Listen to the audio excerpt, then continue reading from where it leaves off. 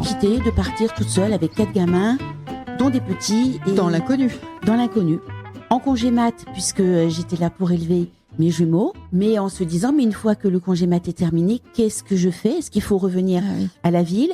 Est-ce que, alors avec la fonction publique territoriale, j'avais la chance de pouvoir demander une mutation, ce que j'ai fait. Donc j'ai eu la chance de pouvoir commencer en milieu rural, en tant que secrétaire de mairie, dans un tout petit village. Le maire, un jour, est parti en grand déplacement, et dans son petit mot du maire, il a dit qu'il confiait la mairie à ses 2 adjoints. Mais pas à moi, en fait. Ben non, une femme. Tu étais la seule ? Et j'étais la seule femme adjointe. Et là, je me suis dit, waouh, dans les mêmes circonstances, j'ai été amenée à déménager de ce village, à aller m'installer ailleurs, un tout petit peu plus loin, un autre village. Voilà, je me suis dit, en fait, je vais faire autrement pour défendre ce que j'ai à défendre.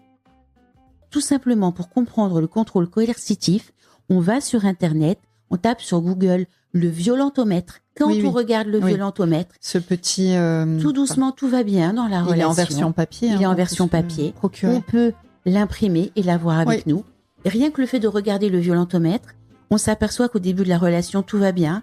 Puis tout d'un coup, ça se complique un petit peu. Monsieur devient un petit peu violent. Et puis, nos amis sont tellement idiots. Enfin, franchement, non, c'est plus la peine d'aller les voir, tu vois bien. Non, voilà, donc, non, mais t'es bien toute seule. Et puis, on est tellement bien, nous deux. On est bien, nous deux. Puis tu vois, moi, je t'offre des fleurs. Ah oui, mais là, tu vois, t'as pas bien rangé mes factures ou mes feuilles de paye. Et il commence à s'énerver, il commence à... voilà. Et ça monte, et ça monte. Crescendo. Il isole la personne. Et elle n'a pas besoin d'aller travailler, puisque lui, en fait, il travaille.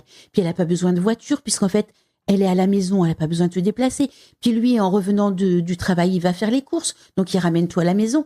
Et en fait, la femme se retrouve à la maison avec ses enfants quand il y en a. Nous sommes à la campagne. Alors, des fois, ils arrivent de régions parisiennes. C'est ce dont tu voulais nous parler. Voilà. C'était vraiment ça. C'était l'idée du départ, c'est ce dont... pointer le fait qu'il y ait des hommes qui volontairement isolent, tout à fait, déménagent en campagne, voilà, pour avoir davantage d'emprise et mettre une forme d'isolement sur leur campagne. Femme. Je pense que le message est clair, c'est qu'à partir du moment où il y a quelque chose qui mûrit en nous, et ça on le sent en tant que femme, il y a des choses qui nous dérangent, il faut y aller. Si on se dit je peux, ne pas se dire je ne pourrais pas, ou c'est pas le bon moment, ou si on a ça qui rumine dans notre esprit, il faut y aller. S'il y a un doute, il n'y a pas de doute. Voilà, c'est ça, il faut y aller. Et à partir du moment où on va en parler, forcément, il y a toujours un alignement. Moi, j'ai remarqué, il y a toujours un alignement des planètes qui fait que on parle à la bonne personne, qui trouve l'autre bonne personne, qui fait que au bon moment, on n'est pas tout seul. C'est parce qu'on croit être tout seul qu'on n'ose pas. On n'est jamais tout seul. Si nous, on y pense, si nous, on a envie de le faire, c'est que d'autres ont envie de le faire. Et dans ce que l'on fait actuellement, ces élus R, si ils n'étaient pas plus de 200 autour de moi dans Lyon, peut-être que je me dirais, en fait, je vais à des réunions, mais ça sert pas à grand chose.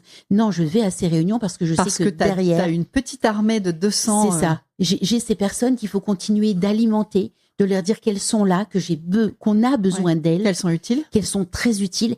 Et surtout, ce que je veux leur dire, c'est que si on ne les interpelle pas aussi souvent, parce que certaines m'appellent en me disant, j'ai l'impression de ne servir à rien. Non, vous êtes là, vous existez. C'est un petit peu comme un extincteur. On sait qu'il est dans la maison, on sait qu'il est là. On espère ne pas en avoir besoin.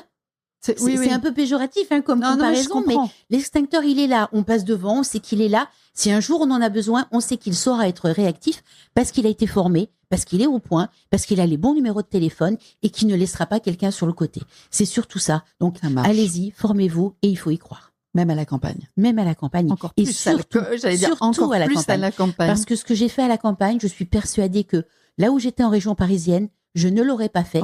Parce qu'il y aurait eu, peut-être, on va plaisanter un peu, un homme qui se serait cru plus capable et complètement légitime de le faire. Et peut-être que, vu mon parcours, je me serais dit, mais c'est vrai, en fait, je vais le laisser faire et je ne suis pas légitime. Je vais lui laisser la place. Je vais lui laisser la place. On termine comme ça ? On termine comme ça. Merci de m'avoir écouté.